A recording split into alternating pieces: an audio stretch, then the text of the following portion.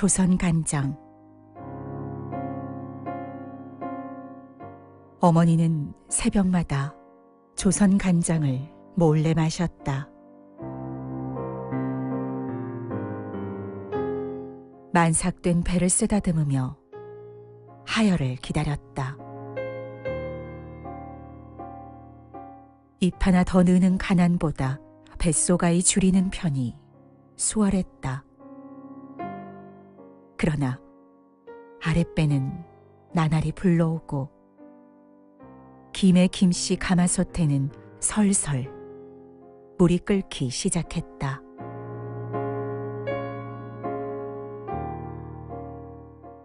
그날 누군가 바깥 동정을 살폈다. 강보의 사인아기는 윗목에서 마냥 울기만 하였고 아랫마을 박씨는 아직 오지 않았다.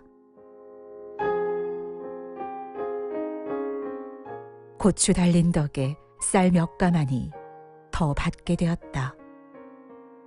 그러나 핏줄과 인연이 무엇인지 눈치챈 누나는 아기를 놓지 않았다.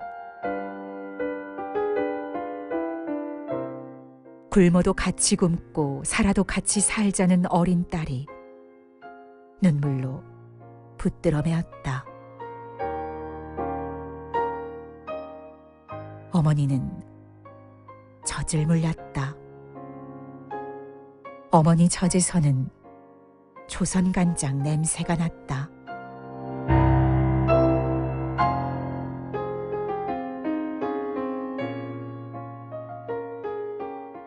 어머니, 지금도 그 가난이 나를 붙들고 있는 것은 조선간장 때문만이 아닙니다.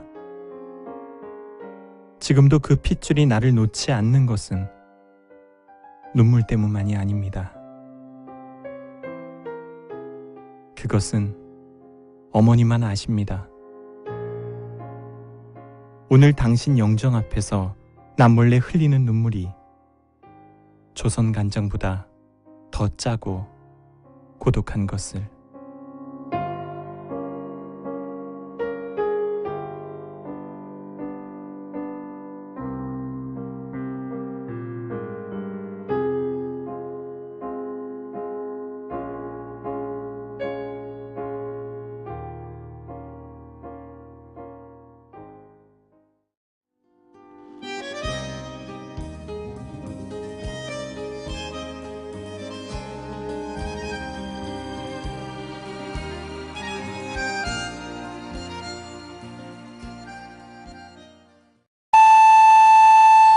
지금부터 똑솔라 방송이 시작됩니다.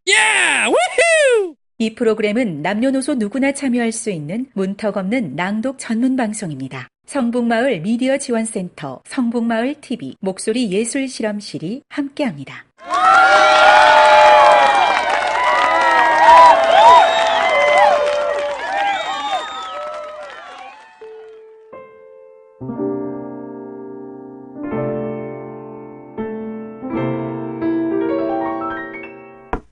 똑똑 솔깃한 라디오.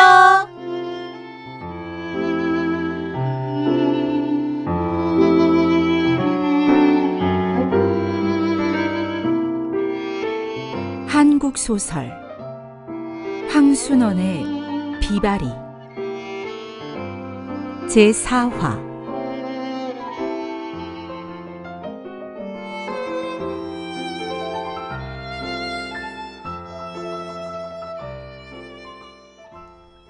주인집 영감이 낚시를 거두어 챙겼다. 비바리의 소행이 괘씸하다는 적이 일그러진 얼굴빛이었다. 준이도 따라 낚싯대를 거두었다. 그러나 웬일인지 비바리의 소행이 밉게만 여겨지지는 않았다.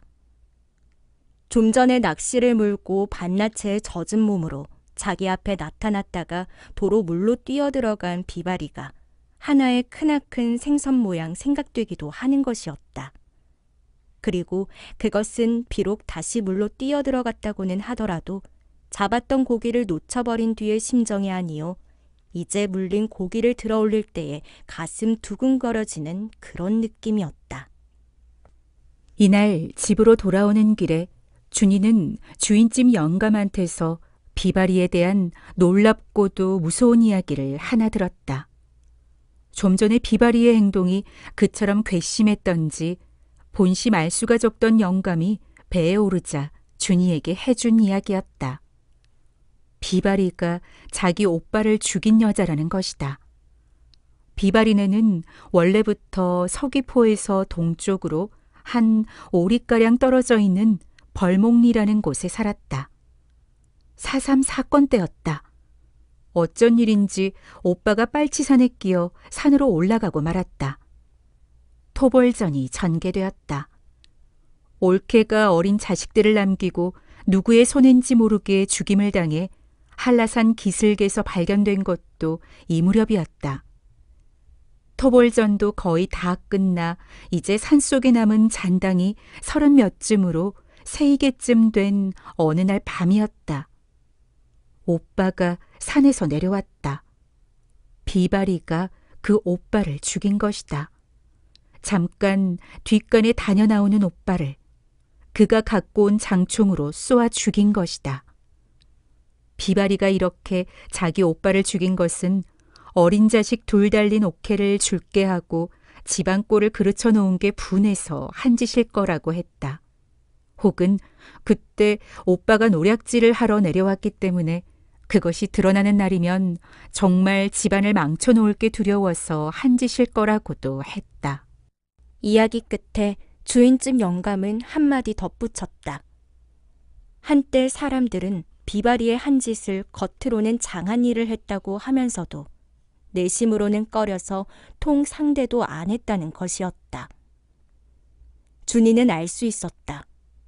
주인집 내외가 그렇게 자주 집에 드나들건만 이 비바리와는 인사말 한마디 건네는 법 없고 아까 비바리가 낚시에 장난을 쳤을 때만 해도 그처럼 성미가 온유한 이 영감이 잠옷 괘씸해 못 견디겠다는 얼굴빛을 한 것도 실은 그 때문일 것이었다. 주인집 영감의 얘기를 다 듣고 난 준이는 문득 까닭도 없이 그 작살에 맞아 피멍이 들고도 오히려 펄떡이는 북바리나 다금바리의 모습이 눈앞에 떠오름을 어찌할 수가 없었다. 여러분은 지금 똑솔라 방송을 듣고 계십니다. 하루는 낮이 좀 기울어 자구리 목욕터에서 미역을 감고 내려오다가 비바리와 마주쳤다. 우연히 마주쳤다느니 보다는 비바리가 거기서 기다리고 있었음이 분명했다. 이날은 일찍 집으로 돌아가는 길인 듯 팔굽과 무릎이 드러나는 간물들인 무명 고이적삼을 걸치고 한 손에다는 둔박이며 망태기 같은 바다에서 쓰는 도구를 들고 한자리에 선 채 이쪽을 바라보고 있는 것이었다. 언제나처럼 검은 속눈썹 속에 흐리지도 빛나지도 않은 눈 그대로였다. 준이는 아른 채를 해야 할 것이라고 생각했다. 그러나 그만 저편의 시선을 피하면서 그냥 그 곁을 지나쳐버리고 말았다. 저쪽에서 자기를 기다리고 있은 눈치인 바에는 먼저 저쪽에서 무슨 말이고 붙이거든 이쪽에서 대꾸를 하리라는 생각이 퍼뜩 지나간 것이다. 비바리는 길을 비키는 법도 없이 한 곳에 선 채 아무 말도 없었다. 준이는 걸음을 제게 놀렸다. 그러면서 자기는 자기 집 영감한테 비바리가 제 오빠를 죽인 여자라는 말을 듣고 나서부터 그네를 무서워하는 게 아니냐는 생각을 해보았다. 그렇지는 않다고 마음 한구석에서 대답했다. 집에 돌아오니 어머니가 전복회를 앞에 가져다 놓으며 좀 전에 비바리가 와서 널 찾는 눈치더라고 하면서 네가 있었으면 또 무엇을 하나 주고 가려고 그랬는지 하고 웃는 것이었다. 어머니는 서귀포에 온 뒤로 아들의 건강이 좋아진 것이 기뻐 못 견디겠다는 것이다. 그러나 준이는 이 어머니의 우스갯말은 우스갯말대로 좀 전에 자기가 그처럼 멋없이 비바리를 대할 필요는 무엇이었는가 하는 생각에 절로 얼굴이 달아올랐다. 그런지 2, 3일 뒤였다. 본시 제주도의 기온이란 아무리 여름철 더운 고비라 하더라도 해가 기울기 시작하면 바다에서 시원한 기운이 풍겨와 새벽녘 같은 때는 육지의 가을 맛잡이 되는 냉기가 몸에 스며들기도 하는 것이다. 그런데 이날만은 저녁때가 다 되었는데도 더위가 가시지를 않아 느지막하게 자구리 목욕터로 올라갔다. 마침 다녀갈 사람은 모두 다녀간 뒤인 듯 석벽에서 물 쏟아져 내리는 소리만이 크게 들렸다. 이제 저녁들이 끝나고 날이 어스레해지면 여인패가 이곳을 차지하게 되는 것이다. 준이는 늘 하던 대로 웅덩이로 들어가 낯을 씻고 물속에 몸을 담가 땀을 밀어낸 후 석벽 밑으로 들어섰다. 이날도 열 몇 바퀴 세지 못하고 나오고 말았다. 나오다 웬 사람이 웅덩이로 뛰어들기에 쳐다봤더니 바로 비발이었다. 뜻밖의 일에 놀라 얼른 하체부터 물속에 가리고 앉은 걸음을 치는데 비바리는 웅덩이에 몸을 담그는 법도 없이 다짜고짜 석벽 밑으로 들어서는 것이었다. 그 틈을 타서 준이는 둑으로 올라와 옷을 꿰입었다. 노타이 단추를 채우며 언뜻 돌아다 보니 아래와 젖가슴만 가리운 몸으로 그냥 쏟아져 내리는 물속에 서 있는 것이다. 여러분은 지금 뚝솔라 방송을 듣고 계십니다. 준이는 저도 모르게 하나 둘을 세었다. 20까지 세고는 그만 자기 편에서 온몸에 한기가 끼얹혀져 그만두었다. 동글동글한 바위 틈을 지나 새끼를 내려오느라니까 어느새 뒤따라왔는지 비바리가 젖은 머리를 쥐어짜면서 곁으로 오더니 불쑥 귤나무 구경하러 안 가겠냐는 것이다. 자기네 마을에 귤나무가 많다는 것이다.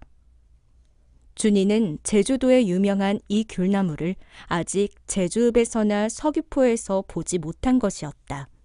그러나 너무나 당돌한 제안에 선뜻 가겠다 안 가겠다는 대답은 못하고 그저 서쪽 하늘을 한번 쳐다보았다.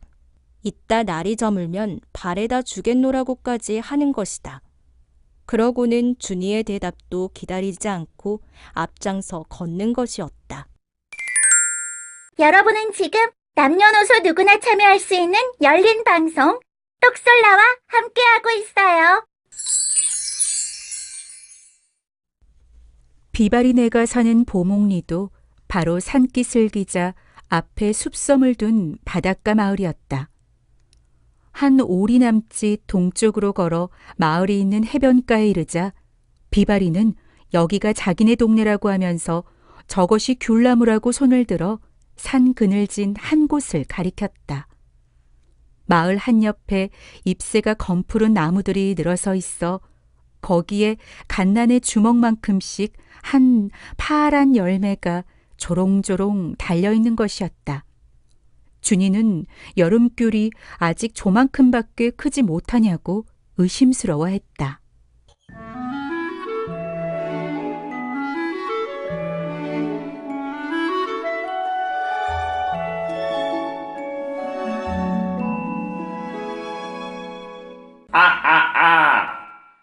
여러분은 지금 똑솔라 방송을 듣고 계십니다.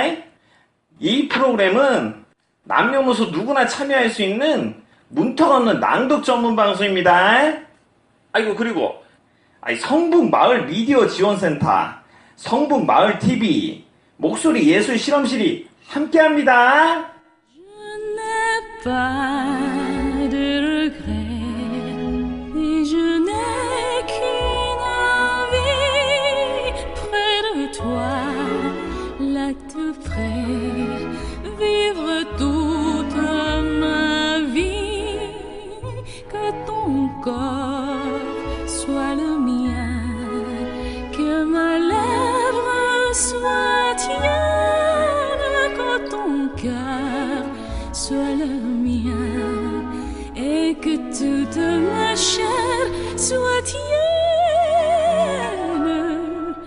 J'ai compris ta détresse, cher amoureux, et je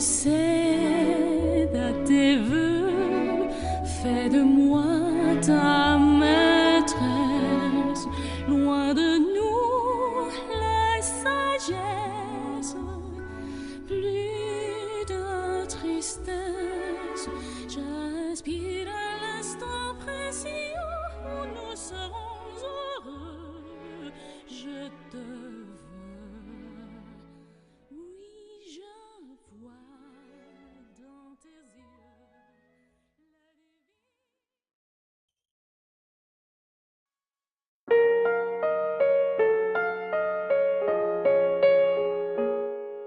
소설로 읽는 시. 개보다 못한 소설가 김종.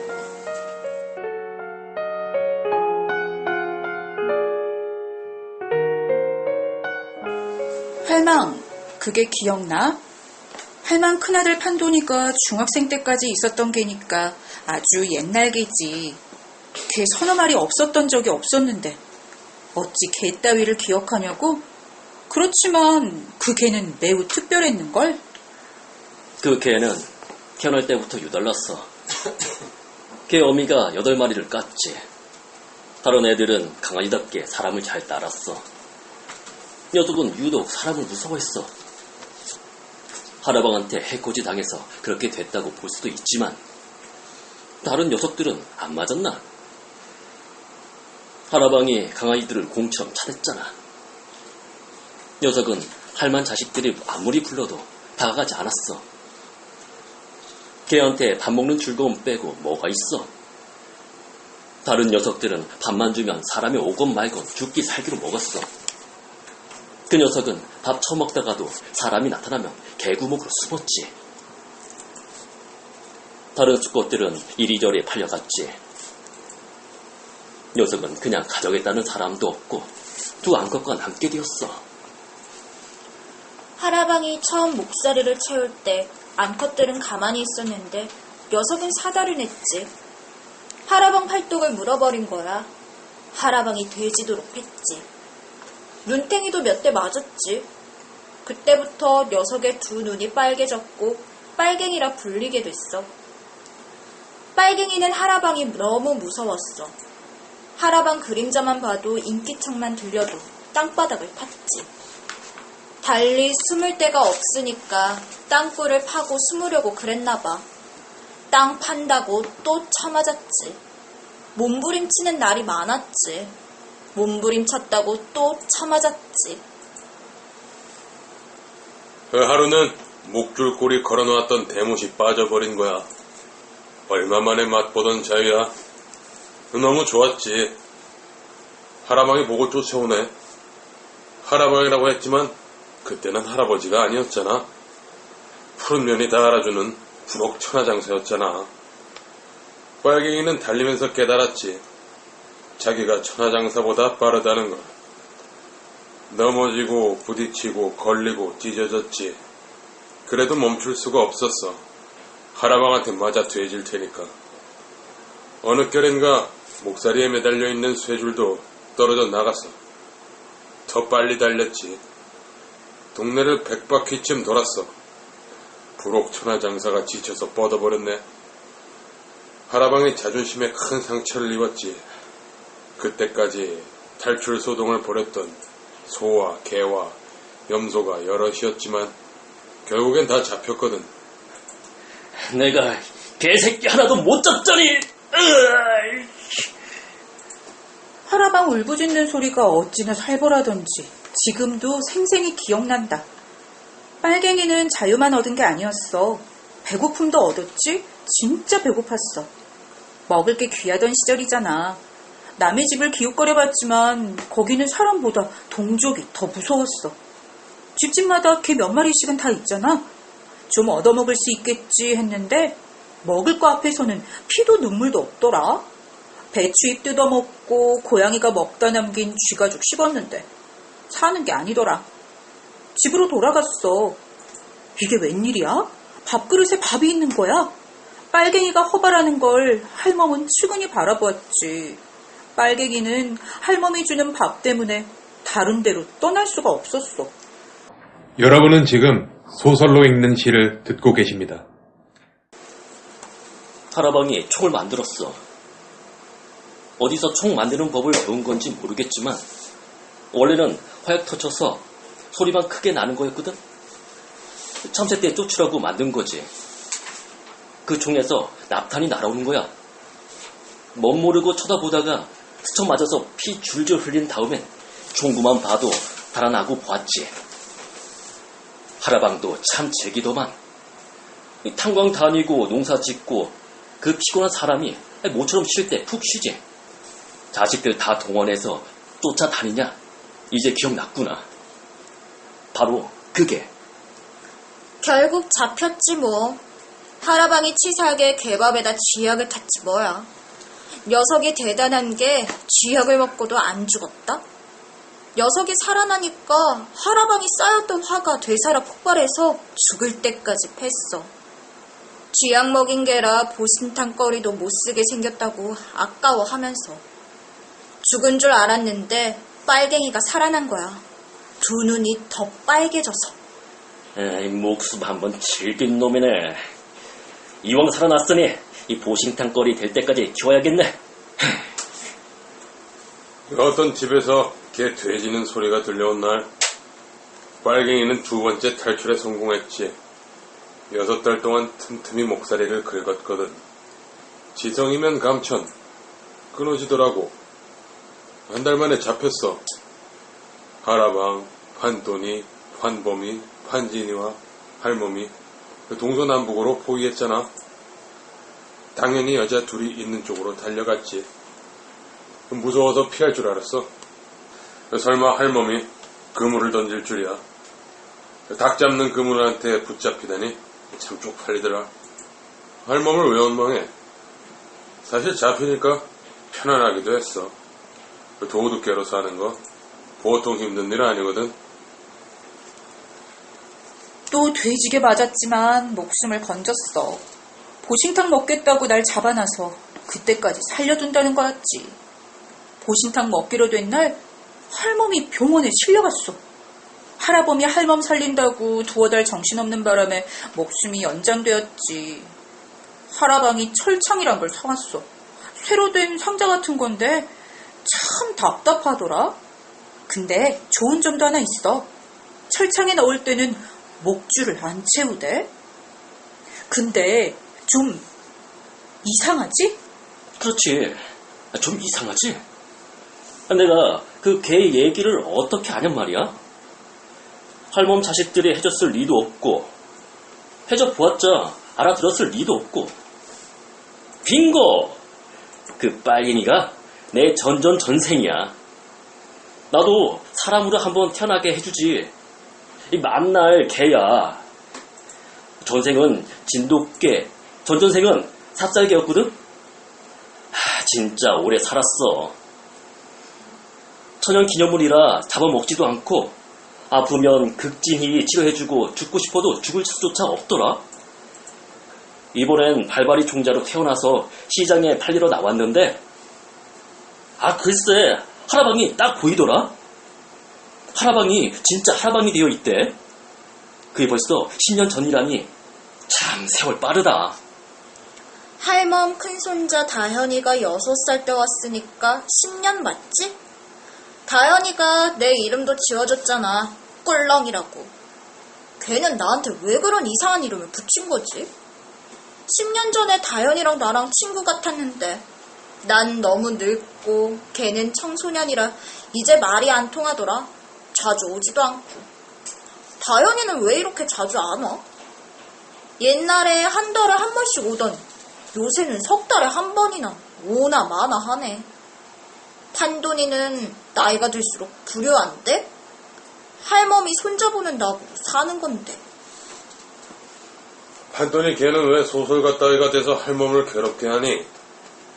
왜 저번엔 내 꿈속에 찾아와서 지저대더라. 할멈 꿈에 들어가야 하는데 번지수가 틀렸나봐. 어머니는 통화할 때마다 묻습니다. 힘들지? 얼마나 힘드니? 운동도 해가면서 해라. 어머니, 사실 힘듭니다. 예, 힘듭니다. 라고 대답한 적은 없지만 힘듭니다. 그런데 이 힘든 것이 아무 일도 안 해서 힘든 것이에요. 그게 답답합니다. 무슨 일을 해서 몸과 마음이 피곤해져야 힘든 것이잖아요. 그런데 저는 아무 일도 안 하고 있습니다. 아무 일도 안 하고 있다는 것이 견딜 수 없이 괴롭습니다. 예, 일거리가 없습니다. 강의도 없고 원고 청탁도 없고 심사의뢰도 없고 아무것도 없습니다. 아무 일거리도 없을 때 저의 진짜 일을 해야 합니다. 일거리가 있을 땐 내 일을 못하니까요. 그런데 진짜 일이 안 되는 거예요. 아무도 방해하지 않고 시간도 많은데 일이 안 돼요. 저의 동료 중에는 기계처럼 일하는 이들이 있습니다. 그들의 하루는 계획적입니다. 몇 시부터 몇 시까지는 뭘 한다. 그 시간 동안 30에서 50장을 쓴다. 그리고 그들은 자신과의 약속을 준수합니다. 기계처럼. 여러분은 지금 소설로 있는 시를 듣고 계십니다. 저는 학생들에게 기계처럼 쓰는 것은 매우 어려운 일이라고 말해왔습니다. 기계처럼 쓰는 작가들의 글에서는 그래서 영혼이 없다고. 하지만 그것은 저의 억지에 불과할 테지요. 그들의 글에서 독자들은 영혼을 볼 것입니다. 독자들은 못 볼지라도 출판업자들은 볼 것입니다. 그러니까 그들은 그렇게 계속 쓸 수가 있고 쓴 것을 바로바로 책으로 묶어낼 수 있는 것이지요. 책이 아니더라도 SNS에 방출할 수가 있지요. SNS가 뭐냐면 그런 게 있어요, 어머니. 저야말로 영혼 없는 글을 쓰는 것이겠죠. 제 글은 아무도 보지 않으니까요. 글쎄요. 누군가는 볼 수도 있겠죠. 하지만 누군가 내 글을 보고 뭔가 느끼고 있다는 것은 계량화되지 않는다면 아무도 안 보는 것과 마찬가지일 테죠. 제 글은 팔리지도 않습니다. 제 글이 좋다고 말해주는 평론가도 없습니다. 그러니 격려의 상징인 상을 받을 일도 없죠. 제 글을 원하는 지면도 없습니다. 문예지도 신문도 각종 잡지도 SNS도 출판사도 저에게 글을 달라고 하지 않습니다. 아마 제 글에 영혼이 없기 때문일 것입니다. 누군가도 올리지 못하는 글을 쓰고 있기 때문일 것입니다. 아버지와 어머니는 지금도 무슨 일인가를 하고 계시겠지요. 틈틈이 쉬기는 하시겠지만 종일 일하고 계십니다. 거의 모두가 그럴 것입니다. 백수들도 뭔가는 하고 있을 것입니다. 공부를 하든 시간을 때우든 저는 아무것도 안 하고 있습니다. 못하고 있는 건지 안 하고 있는 건지 저도 모르겠어요. 밤에는 시간을 때우기 위해서 아무 생각 없이 텔레비전을 봅니다. 낮에는 그러지도 못합니다. 텔레비전을 틀어놓기는 하지만 제대로 보지는 않습니다. 항상 뭔가를 쓰고 싶어 하지만 쓰지 못하고 있을 때가 태반입니다. 저의 일에는 영혼만 없는 게 아닙니다. 목적도 없습니다. 예전에는 목적이 많았습니다만 이젠 목적을 찾기 힘듭니다. 예전엔 사명감이라는 것도 있었습니다. 소설이 인류에게 뭔가 기여한다고 믿었었지요. 이젠 소설 나부랭이에 대해서 아무런 희망도 갖고 있지 않습니다. 어떤 출판업자가 내게 했던 것처럼 이걸 왜 읽어야 할지 모르겠는 그것을 쓰고 있는 것뿐입니다. 차라리 욕망이라도 있으면 좋겠는데 욕망도 부족합니다. 제 글이 팔릴 거라는 기대, 영화나 드라마 판권으로 팔릴 수 있을 거라는 욕심, 문학상을 받으리라는 희망 모두 사라졌습니다. 현실을 직시하게 된 거죠. 그러니 일하기가 힘듭니다. 즐거움이 없더라도 보상이나 결과가 따라주어야 일이지 않습니까? 제 일에는 아무런 즐거움도 보상도 없습니다. 결과도 없습니다. 일을 했다는 사실, 소설 쓰기 따위가 감히 일이라 할 수 있다면요. 그것밖에는 없습니다. 일을 했다는 만족감, 그거 하나라도 얻기 위해서는 일을 해야 하는데 기계처럼 글자를 찍어야 하는데 그게 잘 안 됩니다. 마트 계산을 하는 아내가 부럽기조차 합니다. 어쨌든 아내는 종일 일하고 그 대가로 돈을 버니까요. 아내가 어깨와 팔목과 손가락이 욱신거린다고 파스 타령, 안마 타령하는 것이 부럽습니다. 밤새 뒤척이며 피곤해하는 것을 시샘합니다. 어머니, 제가 세상을 너무 두려워하는 것 아닐까요? 저도 육체 노동자가 될 수 있지 않을까요? 세상에는 제 몸뚱이로 할 수 있는 일이 하나쯤은 있지 않을까요?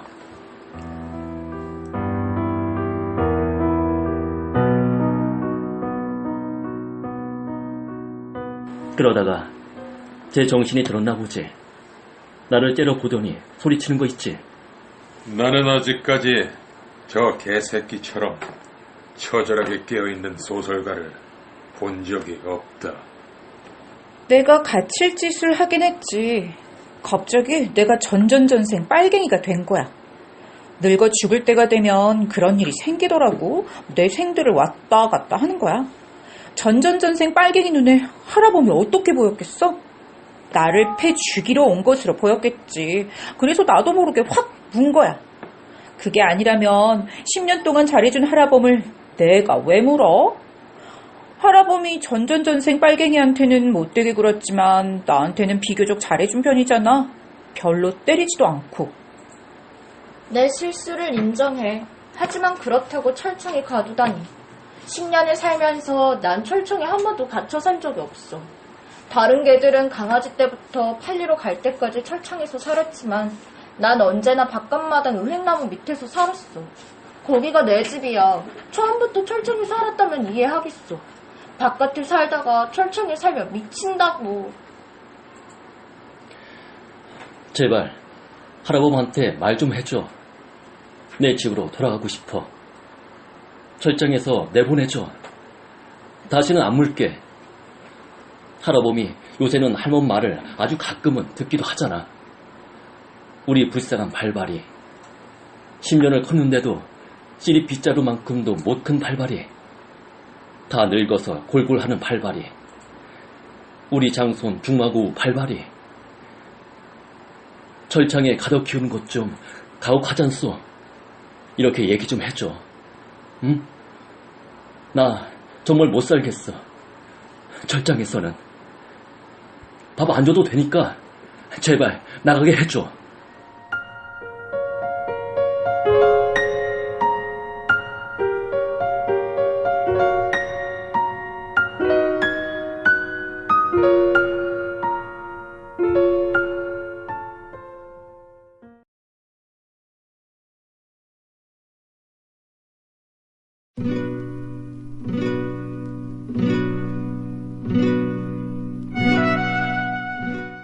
철길. 김정환.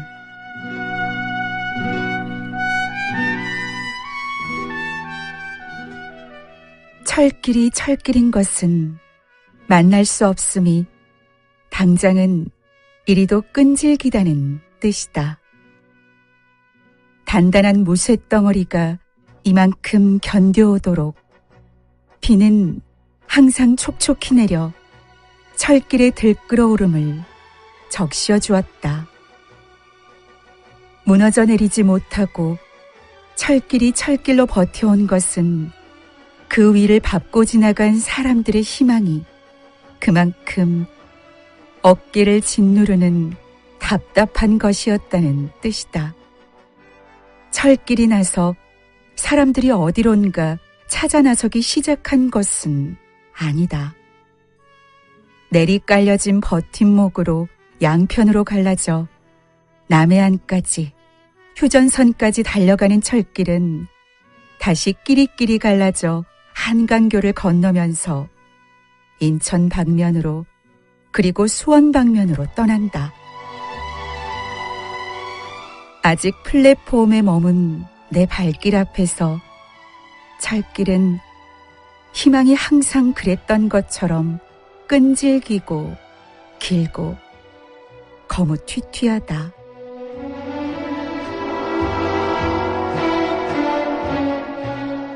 철길인 것은 길고 긴 먼 날 후 어둠에쯤에서 다시 만날 수 있으리라는 희망을 우리가 아직 내팽개치지 못했다는 뜻이다. 어느 때 어느 곳에서나 길이 이토록 머나먼 것은 그 이전의 떠남이 그토록 절실했다는 뜻이다. 만남은 길보다 먼저 준비되고 있었다. 아직 떠나지 못한 내 발목에까지 다가와.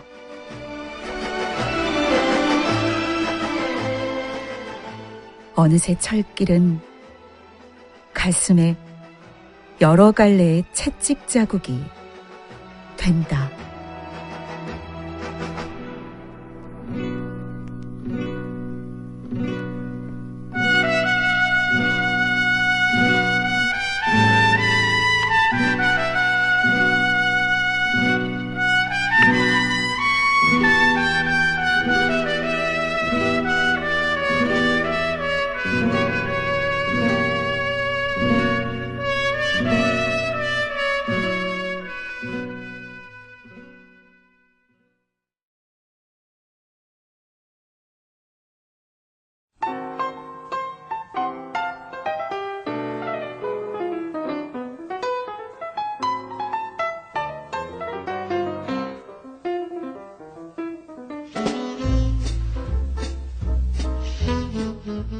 여러분은 지금까지 똑솔라 방송을 들으셨습니다. 이 프로그램은 남녀노소 누구나 참여할 수 있는 문턱 없는 낭독 전문 방송입니다. 성북마을 미디어 지원센터, 성북마을TV, 목소리 예술 실험실이 함께합니다.